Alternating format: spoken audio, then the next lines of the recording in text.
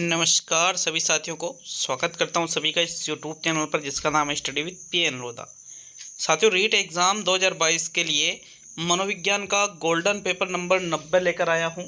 देखिए, 100 टेस्टों की ये सीरीज चल रखी है और अब आपके 10 टेस्ट ही मनोविज्ञान के शेष बचे हुए हैं।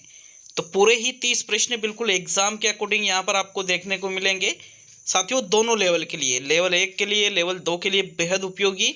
साथ ही जो थर्ड ग्रेड का मुख्य एग्ज़ाम होगा आपके जनवरी 2023 में, उसके लिए भी बेहद उपयोगी है। और साथ ही फर्स्ट ग्रेड और सेकंड ग्रेड की जो तैयारी कर रहे हैं उनके लिए भी ये उपयोगी है साथियों। तो चलिए शुरू करते हैं आज के इस वीडियो को। पहला प्रश्न देखेंगे, आपके प्रश्न संख्या 1। विधायकता की मूल प्रवृत्ति किस अवस्था में आरंभ होती है? शैशवावस्था में, बाल्यावस्था में, किशोरावस्था में और इनमें से सभी में। बताइए प्रश्न संख्या 1 में आपका कौन सा विकल्प सही रहेगा? साथियों, विधायकता की मूल प्रवृत्ति की बात की जा रही है तो देखिएगा ये कब आरंभ होती है? बाल्यावस्था में आरंभ होती है। विकल्प नंबर 2 आपके प्रश्न संख्या 1 का सही उत्तर है। नेक्स्ट प्रश्न संख्या 2 की ओर बढ़ते हैं। ये भी मोस्ट इंपॉर्टेंट क्वेश्चन है एग्जाम के लिए। तो चलिए दूसरा प्रश्न देख लेंगे, आपके प्रश्न संख्या 2। नैतिक विकास का मूल आधार है जिज्ञासा, मूल वृत्ति, तर्कना और संवेदना। तो इनमें से किसको नैतिक विकास का मूल आधार माना जाता है? प्रश्न संख्या 2 में राइट आंसर बताइएगा। कौन सा विकल्प आपका दूसरे प्रश्न में सही रहेगा?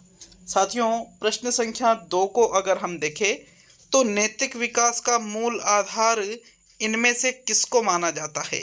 साथियों, प्रश्न संख्या 2 में आपके जो सही उत्तर है, नैतिक विकास का मूल आधार किसको माना जाता है? तर्कना को माना जाता है। तीसरा विकल्प आपके दूसरे प्रश्न में सही है। नेक्स्ट प्रश्न संख्या 3 की ओर बढ़ेंगे। तीसरा प्रश्न है आपके, सीखना व्यवहार में संशोधन है, प्रसार है, विस्तार है और बचाव है। तो बताइए इनमें से कौन से विकल्प में सीखने का बिल्कुल सही उत्तर बता रखा है? साथियों, तीसरे प्रश्न का सही उत्तर देख लेते हैं। देखिए, सीखना व्यवहार में बचाव तो नहीं हो सकता, यह आपका आंसर नहीं रहेगा। अब संशोधन, विस्तार या प्रसार, तो राइट आंसर है सीखना व्यवहार में क्या है? संशोधन है साथियों, व्यवहार में होने वाला परिवर्तन है। विकल्प 1 आपके प्रश्न संख्या 3 का सही उत्तर है। तो चलिए आगे बढ़ेंगे प्रश्न संख्या 4 की ओर। चौथा प्रश्न देख लेते हैं, आपके प्रश्न संख्या 4 है, किस बीमारी में एक छोटा बच्चा बूढ़ा दिखने लगता है? डिसलेक्सिया में, एडीएचडी में, प्रोजेरिया में और डिस्थीमिया में। तो चौथे प्रश्न का आंसर बताओ भाई, कौन सा विकल्प आपके प्रश्न नंबर 4 में सही है? देखिए, बात की जा रही है जिसमें छोटा बच्चा बूढ़ा दिखने लगे। साथियों, उस बीमारी को किस नाम से जाना जाता है? तो डिसलेक्सिया में तो पठन संबंधी विकार आता है, यह आपका आंसर नहीं है।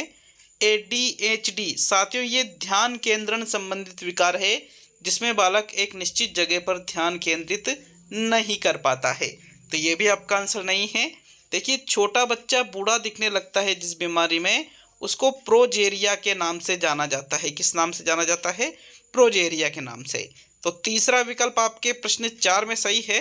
नेक्स्ट प्रश्न संख्या 5 की ओर बढ़ते हैं। तो पांचवा प्रश्न देख लेंगे, आपके प्रश्न संख्या 5 है, रिक्त प्रणाली का सिद्धांत किसने दिया? हल ने, स्किनर ने, थॉर्नडाइक ने और पियाजे ने।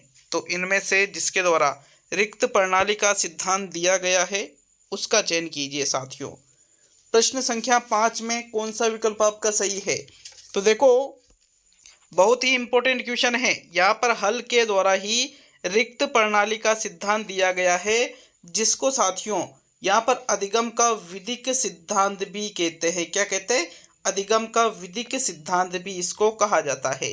पुनर्बलन का सिद्धांत भी इसको कहते हैं और इसी को इसका रिक्त प्रणाली का सिद्धांत भी कहते हैं।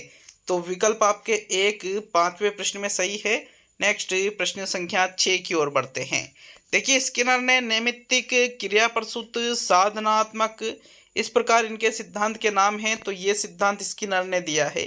थॉर्नडाइक ने उद्दीपक अनुक्रिया का सिद्धांत, या फिर प्रयास एवं त्रुटि का, या प्रयत्न व भूल का, या एसआर थ्योरी इस प्रकार से इनके सिद्धांत के नाम हैं। जीन पियाजे ने संज्ञानात्मक विकास का सिद्धांत दिया है। तो यहाँ सारी चीज़ें आपको पता होना चाहिए। विकल्प आपके एक ही प्रश्न 5 में सही उत्तर होगा। नेक्स्ट प्रश्न नंबर 6 की ओर बढ़ेंगे। तो आपके छठा प्रश्न देख लेते हैं। प्रश्न संख्या 6 है, निम्न में से कौन सी रक्षात्मक युक्ति नहीं है?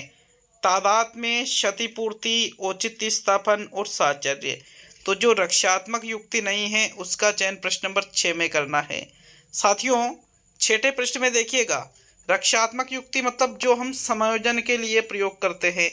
तो यहाँ जो तादाद में है, जिसमें हम अपने स्वयं को दूसरे के जैसा बनाने का प्रयास करते हैं, वो तादाद में है। क्षतिपूर्ति है, एक क्षेत्र की पूर्ति हम दूसरे क्षेत्र से करते हैं। औचित्य स्थापन और साहचर्य, तो इनमें से कौन सा विकल्प आपका सही है? देखिए, साहचर्य संबंध स्थापित करना, इसको रक्षात्मक युक्तियों के अंतर्गत सम्मिलित नहीं किया जाता है। तो विकल्प नंबर 4 आपके प्रश्न संख्या 6 का सही उत्तर होगा। नेक्स्ट प्रश्न नंबर 7 को देख लेते हैं। तो चलिए 7वां प्रश्न देखेंगे। आपके प्रश्न संख्या 7 क्या पूछ रहा है? 7वां प्रश्न, निम्न में से कौन सा गिलफोर्ड के त्रिविमीय बुद्धि सिद्धांत के विषय वस्तु आयाम का घटक नहीं है? प्रणाली, प्रतीकात्मक, शाब्दिक और व्यावहारिक। तो देखो, गिलफोर्ड का जो त्रिविमीय सिद्धांत है साथियों, इसको संक्रिया उत्पाद का सिद्धांत भी कहते हैं। इसमें इन्होंने 3 चीजें बताई है। एक तो बताई है संक्रिया, एक बताई है विषय वस्तु और एक बताया है उत्पाद। देखिए, यहाँ पर बात की जा रही है विषय वस्तु आयाम का घटक नहीं है। अब इन तीनों के भी अलग अलग घटक बताए इन्होंने। तो इन्होंने जो विषय वस्तु है वो प्रतीकात्मक भी बताए है, शाब्दिक भी बताए और व्यवहारिक भी बताए हैं। लेकिन प्रणाली जैसी किसी विषय वस्तु का उल्लेख इन्होंने अपने सिद्धांत में नहीं किया है। अतः विकल्प नंबर आपका जो 1 है प्रश्न नंबर 7 में सही आंसर होगा। नेक्स्ट प्रश्न नंबर 8 की ओर बढ़ते हैं। तो चलिए 8वां प्रश्न देखेंगे। आपके प्रश्न संख्या 8, मानसिक आयु की अवधारणा को विकसित किया था किसने? बिने ने, स्टर्न ने, टर्मन ने और आरबी केटल ने। तो इनमें से जिसके द्वारा मानसिक आयु की अवधारणा विकसित की गई थी उसका चयन प्रश्न संख्या 8 में कीजिएगा। साथियों, कौन सा विकल्प आपके 8वें प्रश्न में सही है? देखिए, मानसिक आयु की जो अवधारणा है इसका विकास अल्फ्रेड बिने के द्वारा सन 1908 में किया गया था। कब किया गया था? 1908 में। किसने किया था? अल्फ्रेड बिने ने किया था। इसीलिए आपके जो प्रथम विकल्प है 8वें प्रश्न का सही उत्तर है। तो चलिए नेक्स्ट 9वें प्रश्न की ओर बढ़ेंगे। आपके प्रश्न संख्या 9 क्या पूछ रहा है? सृजनात्मकता मुख्य रूप से संबंधित होती है अभिसारी चिंतन से, अपसारी चिंतन से, अनुकरण से और मॉडलिंग से। तो इनमें से सृजनात्मकता मुख्य रूप से किससे संबंधित है? प्रश्न संख्या 9 का सही उत्तर बताइए साथियों। कौन सा विकल्प सही रहेगा आपके प्रश्न संख्या 9 में? तो देखिएगा, यहाँ अभिसारी चिंतन का संबंध मुख्य रूप से किससे है? बुद्धि से है। और अपसारी चिंतन का संबंध मुख्य रूप से किससे है? सृजनात्मकता से है। तो इसीलिए आपके जो दूसरा विकल्प है प्रश्न 9 का सही आंसर होगा। नेक्स्ट प्रश्न संख्या 10 की ओर बढ़ेंगे। तो चलिए 10वां प्रश्न देखेंगे। अपसारी चिंतन का संबंध है, याद रखिएगा। और बुद्धि से मुख्य रूप से किसका संबंध होता है? अभिसारी चिंतन का। तो ये दोनों ही चीजें आपको याद रखनी है। अपसारी चिंतन सृजनात्मकता, अभिसारी चिंतन बुद्धि। क्लियर है ये चीजें सभी के? तो चलिए 10वें प्रश्न की ओर बढ़ेंगे। आपके प्रश्न संख्या 10 है, निम्न में से कौन सा संवेगात्मक बुद्धि का तत्व नहीं है? उद्यमी, सामर्थ्यता, आत्म अभिप्रेरणा, परानुभूति और संबंधों को संचालित करना। तो जो संवेगात्मक बुद्धि का तत्व नहीं है उसका चयन प्रश्न संख्या 10 में करना है। बताइएगा कौन सा नहीं है? 10वें प्रश्न में राइट आंसर क्या रहेगा? तो साथियों, जो उद्यमी सामर्थ्यता है ये संवेगात्मक नहीं बल्कि पेशे या फिर शारीरिक विकास से, शारीरिक कौशल से संबंधित है उद्यमी सामर्थ्यता। आत्म अभिप्रेरणा, परानुभूति और संबंधों को संचालित करना, ये तीनों ही संवेगात्मक बुद्धि के तत्वों में आता है, लेकिन उद्यमी सामर्थ्यता नहीं आएगा। अतः 10वें प्रश्न में आपके प्रथम विकल्प सही है। नेक्स्ट 11वें क्वेश्चन को देख लेते हैं। तो आपके प्रश्न संख्या 11, उपलब्धि अभिप्रेरणा का सिद्धांत किसके द्वारा दिया गया था? तो जेबी वाटसन के द्वारा, मैक्लेन के द्वारा, फ्रायड के द्वारा और कार्ल यूंग के द्वारा। बताइए इनमें से किसके द्वारा उपलब्धि अभिप्रेरणा का सिद्धांत दिया गया था? तो साथियों, जेबी वाटसन ने नहीं दिया था बल्कि उपलब्धि अभिप्रेरणा का सिद्धांत डेविड मैक्लेन के द्वारा दिया गया था। इनको ही उपलब्धि अभिप्रेरणा के जनक भी कहा जाता है। विकल्प 2 आपके 11वें प्रश्न में सही है। फ्रायड ने मनोविश्लेषणवाद और मनोलैंगिक विकास का सिद्धांत दिया था और कार्ल यूंग ने यहाँ पर व्यक्तित्व का वर्गीकरण किया था अंतर्मुखी और बहिर्मुखी वाला। तो दूसरा ही विकल्प आपके प्रश्न 11 में सही है। नेक्स्ट 12वां प्रश्न देख लेते हैं। तो चलिए 12वें प्रश्न में आपसे क्या पूछ रहा है। जीवन का स्वर्णकाल कहा जाता है किसको? गर्भावस्था को, शैशवावस्था को, बाल्यावस्था को और किशोरावस्था को। तो प्रश्न संख्या 12 में देखिएगा, जीवन का स्वर्णकाल इनमें से किसको कहा जाता है? किशोर अवस्था को कहा जाता है। गोल्डन एज नाम सुना होगा सभी ने साथियों। गोल्डन एज किसको कहते हैं? तो गोल्डन एज किसको कहते हैं? किशोर अवस्था को कहते हैं, जो 12 वर्ष से लगभग 18 वर्ष तक चलती है।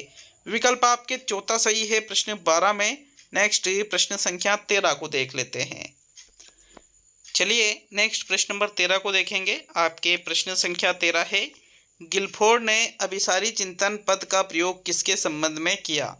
बुद्धि के संबंध में, सृजनात्मकता के संबंध में, चिंतन के संबंध में और तर्कना के संबंध में। साथियों रीट एग्जाम में ये क्वेश्चन आया हुआ है। इसका जो सही आंसर माना गया था वो सृजनात्मकता माना गया था, लेकिन साथियों ये गलत है, क्योंकि अभिसारी चिंतन का मतलब बुद्धि से होता है और गिलफोर्ड ने भी बुद्धि से ही बताया है। आप सिद्धांत पढ़ सकते हो गिलफोर्ड का। और अपसारी का संबंध इन्होंने बताया था सृजनात्मकता से, लेकिन आर्ट 8 में ये क्वेश्चन आया था 2012-13 की जो भर्ती थी साथियों, उसमें जो 2011-12 में आर्ट 8 का एग्जाम हुआ था उसमें ये प्रश्न था। हालांकि आंसर सृजनात्मकता माना गया था, अभिसारी चिंतन का भी। तो आप कमेंट कर सकते हो कि अब आप क्या मानने वाले हो। मेरे हिसाब से अभिसारी चिंतन का सीधा सा मतलब बुद्धि और अपसारी चिंतन का सीधा सा मतलब सृजनात्मकता होगा। तो चलिए आगे बढ़ेंगे प्रश्न नंबर 14 की ओर। आपके 14वां प्रश्न देख लेते हैं। प्रश्न संख्या 14, अच्छे समायोजन की विशेषता है अनुकूलनशीलता, सामाजिक जागरूकता, स्वनियंत्रण क्षमता और इनमें से सभी। तो जो अच्छे समायोजन की विशेषता है उसका चयन प्रश्न नंबर 14 में करना है। साथियों अच्छे समायोजन में अनुकूलनशीलता होती है, जैसा वातावरण होता है, जैसा पर्यावरण होता है हमारे आसपास का, उसके अनुकूल स्वयं को ढाल लेना। सामाजिक जागरूकता भी अच्छे समायोजन की विशेषता है और खुद पर नियंत्रण रखने की जो क्षमता है उसको भी अच्छे समायोजन की विशेषताओं में सम्मिलित किया जाता है। तो इनमें से सभी वाला जो चौथा विकल्प है आपके प्रश्न 14 का सही उत्तर है। नेक्स्ट प्रश्न नंबर 15 की ओर बढ़ेंगे। 15वां प्रश्न है आपके, वंशानुक्रम निर्धारक कहा जाता है जीन को, गुणसूत्रों को, जाइगोट को और दृश्य प्रारूप को। तो इनमें से किसको वंशानुक्रम निर्धारक कहा जाता है? प्रश्न संख्या 15 में बताना है आपको। साथियों देखिए वंशानुक्रम निर्धारक जाइगोट या दृश्य प्रारूप को नहीं कहा जाता है, पहला या दूसरा। तो राइट आंसर है आपके विकल्प नंबर 1, जीन को ही वंशानुक्रम निर्धारक कहा जाता है। क्या कहा जाता है? वंशानुक्रम निर्धारक कहा जाता है। तो विकल्प आपका जो 1 है प्रश्न संख्या 15 का सही उत्तर है। नेक्स्ट प्रश्न नंबर 16 की ओर बढ़ेंगे। 16वां प्रश्न है आपके, विकास के संदर्भ में असत्य कथन है विकास संचयी होता है, विकास में परिपक्वता व अधिगम की भूमिका होती है, विकास लंबवत होता है और विकास सामान्य से विशिष्ट की ओर अग्रसर होता है। तो जो विकास के संबंध में आपको असत्य कथन लग रहा है 16वें प्रश्न में, उस कथन का आपको चयन करना है। साथियों बताइएगा 16वें प्रश्न में आपके कौन सा विकल्प सही रहेगा। तो एक एक कथन को देखिएगा और फिर आंसर का चुनाव कीजिएगा। पहला जो विकल्प है ये कह रहा है विकास कैसा होता है? संचयी होता है। संचयी बिल्कुल होता है। विकास में परिपक्वता व अधिगम की भी भूमिका होती है, ये भी सही है, लेकिन विकास लंबवत नहीं होता है। साथियों ये तीसरा विकल्प गलत है। कैसा होता है? वर्तुलाकार होता है। तो थर्ड विकल्प आपके 16वें प्रश्न का सही उत्तर होगा। बाकी विकास सामान्य से विशिष्ट की ओर ही अग्रसर है। तो ये चौथा, दूसरा और पहला जो विकल्प है ये तो सत्य कथन है, और तीसरा जो विकल्प है ये कैसा कथन है? असत्य कथन है। चलिए 17वें प्रश्न की ओर बढ़ेंगे। आपके प्रश्न नंबर 17 है, वह युक्ति जिसमें अवांछनीय विचारों, भावों, यादों को अचेतन मन में धकेल दिया जाता है क्योंकि इसे याद करना कष्टपूर्ण अथवा भययुक्त होता है, कहलाती है प्रक्षेपण, दमन, तर्क संगतिकरण और अंतर्वेशन। तो 17वें प्रश्न का सही उत्तर बताओ, कौन सा विकल्प आपके प्रश्न 17 में सही है? देखो प्रक्षेपण में तो दूसरे के ऊपर आरोप लगाया जाता है। अब दमन, तर्क संगतिकरण या अंतर्वेशन, इनमें से कौन सा सही रहेगा? तो अवांछनीय विचार, भाव, यादें, इनको हम कहाँ धकेल रहे? अचेतन मन में। तो साथियों यहाँ शमन होता तो शमन सही होता, लेकिन साथियों दमन यहाँ पर विकल्प सिर्फ दमन ही दे रखा है, अतः दमन वाला जो दूसरा विकल्प है आपके प्रश्न नंबर 17 का सही आंसर है। नेक्स्ट प्रश्न संख्या 18 की ओर बढ़ेंगे। तो चलिए 18वां प्रश्न देख लेते हैं। आपके प्रश्न नंबर 18 है, फ्रायड के मनोलैंगिक विकास के अनुसार बालक को चूसना, निगलना, चबाना, काटना किस अवस्था में खुशी प्रदान करते हैं? जननांगीय अवस्था, उत्तर लैंगिक अवस्था, गुदी अवस्था और मुखी अवस्था। तो 18वें प्रश्न का सही उत्तर बताइए भाई, कौन सा विकल्प आपके प्रश्न नंबर 18 में सही है? देखिएगा यहाँ पर जो फ्रायड ने मनोलैंगिक विकास का सिद्धांत दिया है, इसमें इन्होंने 5 अवस्थाओं का वर्णन किया है। तो देखिएगा यहाँ जो चीज़ें हैं, चूसना, निगलना, चबाना, काटना, किस अवस्था में खुशी प्रदान करते हैं ये? तो साथियों ये मुखी अवस्था में खुशी प्रदान करते हैं, क्योंकि ये चीज़ें मुख के द्वारा की जाती है सारी। ठीक है, तो विकल्प नंबर आपका जो 4 है, मुखी अवस्था, कौन सी अवस्था? मुखी अवस्था, वो ही आपका सही आंसर है। तो चलिए नेक्स्ट प्रश्न नंबर 19 की ओर बढ़ेंगे। प्रश्न संख्या 19 क्या है आपके? एरिक्सन के अनुसार घनिष्ठता बनाम एकांकीपन की अवस्था किस आयु में होती है? जन्म से 6 वर्ष, 6 से 12 वर्ष, 12 से 18 वर्ष और 18 से 40 वर्ष। तो इरिक एरिक्सन ने जो मनोसामाजिक विकास का सिद्धांत दिया है, इसमें एक अवस्था बताई इन्होंने, घनिष्ठता बनाम एकांकीपन। साथियों इसकी उम्र पूछी गई है 19वें प्रश्न में। तो देखिएगा यहाँ 12 से 18 वर्ष तो पहचान बनाम पहचान भ्रांति होती है। किशोर अवस्था आप इसको कहते हो। बाल्य अवस्था में ये नहीं होता है, ना ही शेष अवस्था में, बल्कि जो 18 से 40 वर्ष की अवधि है, इसमें क्या होता है साथियों? घनिष्ठता बनाम एकांकीपन की अवस्था इसको कहते हैं। जिनसे विचार मिल जाते हैं उनसे घनिष्ठ संबंध हो जाते हैं, और जिनसे विचार नहीं मिल पाते हैं उनसे हम दूर रहने लग जाते हैं। तो विकल्प आपका 4 सही है प्रश्न 19 में। नेक्स्ट 20वां प्रश्न देख लेते हैं। तो चलिए 20वें प्रश्न पे आते हैं। जब प्राणी के सम्मुख तटस्थ एवं स्वाभाविक उद्दीपक को प्रस्तुत किया जाता है, तो प्राणी तटस्थ उद्दीपक प्राप्त होते हैं, स्वाभाविक अनुक्रिया करने लगता है। जैसे उसको तटस्थ उद्दीपक प्राप्त होता है, वो क्या करता है? स्वाभाविक अनुक्रिया करने लगता है। उपरोक्त कथन किस सिद्धांत को बता रहा है? तो प्राचीन अनुबंधन के सिद्धांत को, क्रिया प्रसूत अनुबंधन के सिद्धांत को, प्रेक्षण अधिगम के सिद्धांत को और वाचिक अधिगम के सिद्धांत को। 20वें प्रश्न का सही उत्तर बताओ भाई, कौन सा विकल्प आपके 20वें में सही है? साथियों व्यक्ति या प्राणी के सम्मुख तटस्थ और स्वाभाविक उद्दीपक को प्रस्तुत किया जाता है। मतलब जैसे पहले घंटी बजाई फिर भोजन, तटस्थ मतलब घंटी, भोजन मतलब स्वाभाविक। बाद में हम क्या कर रहे हैं? सिर्फ घंटी बजा रहे हैं, तो स्वाभाविक अनुक्रिया क्या हो रही है? लार का आना। तो साथियों ऐसा किस सिद्धांत में होता है? प्राचीन अनुबंधन के सिद्धांत में, जो पावलोव ने दिया था। विकल्प 1 आपके 20वें प्रश्न में सही है। नेक्स्ट 21वां प्रश्न देख लेते हैं। साथियों प्रश्न संख्या 21 से आपके डिसलेक्सिया संबंधित है मानसिक विकार से, पठन विकार से, व्यवहारगत विकार से और गणितीय विकार से। तो प्रश्न संख्या 21 का सही उत्तर बताइएगा। डिसलेक्सिया का संबंध इनमें से किससे है? साथियों 21वें प्रश्न का आपके जो सही उत्तर है वो रहेगा विकल्प नंबर 2। डिसलेक्सिया का संबंध किससे है? पठन विकार से है। और डिसग्राफिया का संबंध किससे है? लेखन विकार से है। डिसकैलकुलिया का संबंध किससे है? गणना विकार से है। तो ये कुछ चीज़ें आप सभी को याद होना अत्यंत आवश्यक है। नेक्स्ट प्रश्न नंबर 22 पे आते हैं। यहाँ सेकंड विकल्प सही है 21 में। 22वां प्रश्न है, बाल अपराध का कारण नहीं है शारीरिक दोष, गरीबी, असफलता और उचित घरेलू वातावरण। तो जो बाल अपराध का कारण इनमें से नहीं है, उसका चयन प्रश्न संख्या 22 में करना है। साथियों 22वें प्रश्न का सही उत्तर देखते हैं। आपके जो चौथा विकल्प है, उचित घरेलू वातावरण, यदि बालक को मिलता है तो उससे बाल अपराध थोड़ी जन्म लेगा। शारीरिक दोष यदि बालक में है, गरीबी रेखा के नीचे वो जीवन यापन कर रहा है, असफलता उसको हाथ लगती है, तो इनके कारण एक बालक अपराध कर सकता है, लेकिन उचित घरेलू वातावरण के कारण नहीं। अतः चौथा विकल्प ही आपके 22 में सही रहेगा। नेक्स्ट 23 की ओर बढ़ेंगे। 23वां प्रश्न है आपके, कूडर परीक्षण रिक्त स्थान है जिसकी पूर्ति करनी है, मापन के लिए अभिकल्पित है। अभिवृत्ति मापन के लिए, अभिक्षमता मापन के लिए, अभिरुचि मापन के लिए और अवधान मापन के लिए। तो इनमें से कूडर परीक्षण के द्वारा किसका मापन किया जाता है? 23 में राइट आंसर बताइएगा। देखिए बहुत ही इम्पोर्टेंट क्वेश्चन है, याद है तो बहुत ही अच्छी बात है, नहीं है तो याद रखिएगा साथियों। जो कूडर परीक्षण है इससे अभिरुचि का मापन किया जाता है। किसका मापन किया जाता है? अभिरुचि का। विकल्प 3 आपके 23वें प्रश्न में सही है। नेक्स्ट 24वां क्वेश्चन देखते हैं। आपके प्रश्न संख्या 24, निम्न में से कौन सा सृजनात्मकता का तत्व नहीं है? धारा प्रवाह, लचीलापन, मौलिकता और स्मृतिकरण।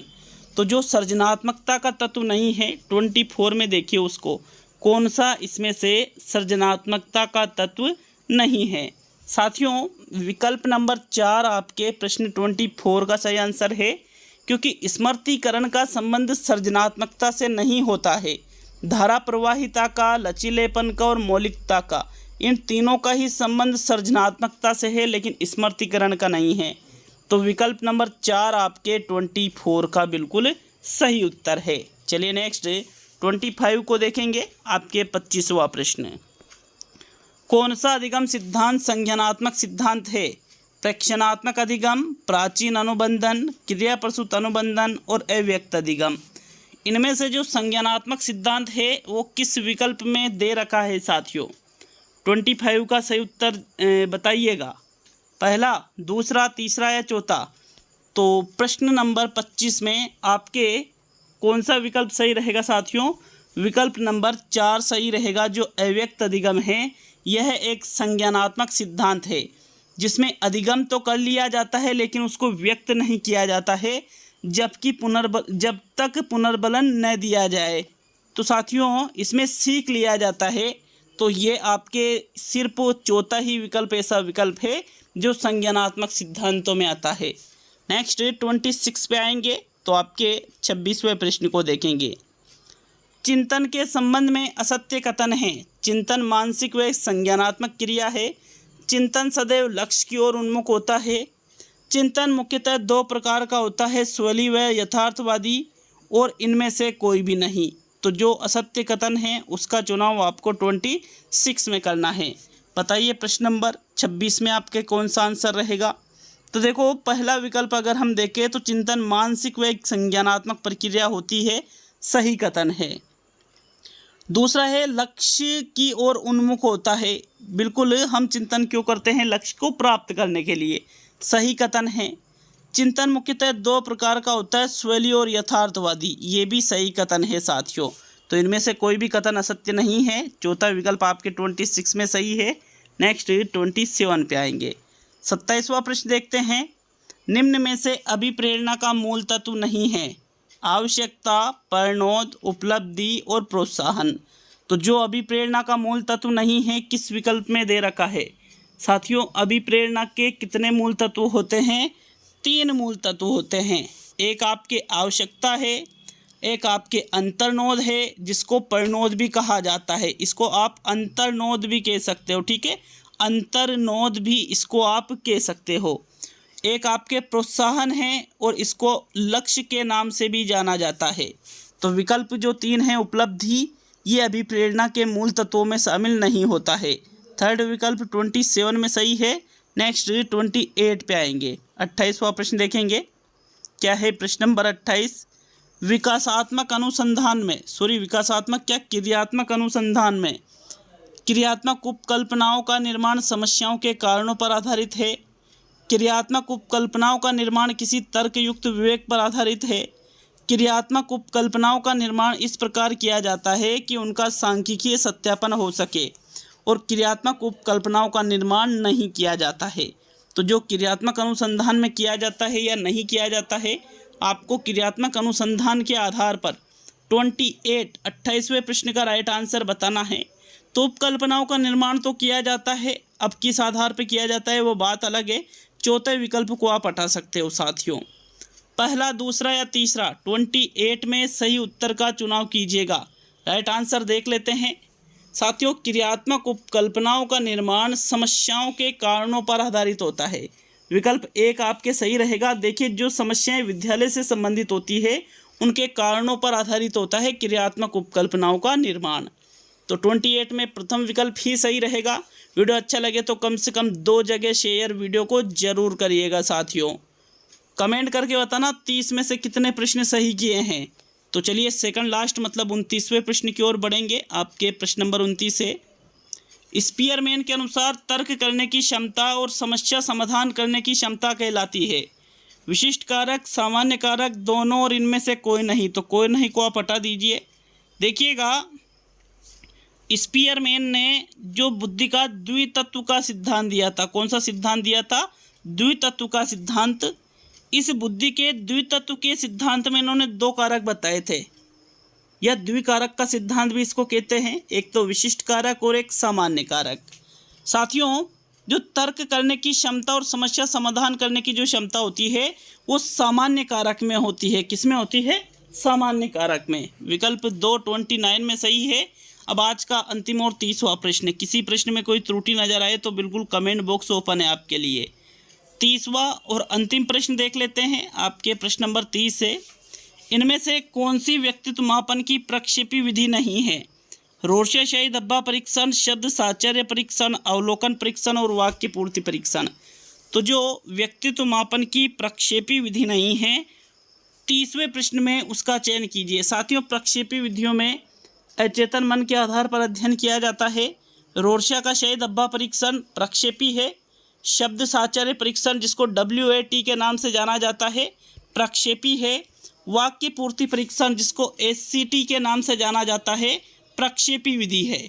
इसमें शुरू में मैं से प्रारंभ होता है वाक्य, जैसे मैं, मुझे, मुझको, इस प्रकार से कि अगर मैं भारत का प्रधानमंत्री होता तो फिर रिक्त स्थान दे दिया जाता है, जिसकी पूर्ति की जाती है। किसके द्वारा की जाती है साथियों? जिसके ऊपर प्रयोग किया जाता है। तो इस प्रकार इसमें भी अचेतन मन के आधार पर अध्ययन किया जाता है, अतः ये भी प्रक्षेपी विधि है। जो अवलोकन परीक्षण है यह प्रक्षेपी विधियों में नहीं आता है। तीसरा विकल्प आपके 30वें प्रश्न में सही है। तो ये कंप्लीट होता है आपके पेपर नंबर 90। अब आपके 10 पेपर और बचे हुए हैं। ठीक है, तो मिलते हैं अगले वीडियो में। बहुत बहुत धन्यवाद वीडियो को पूरा देखने के लिए।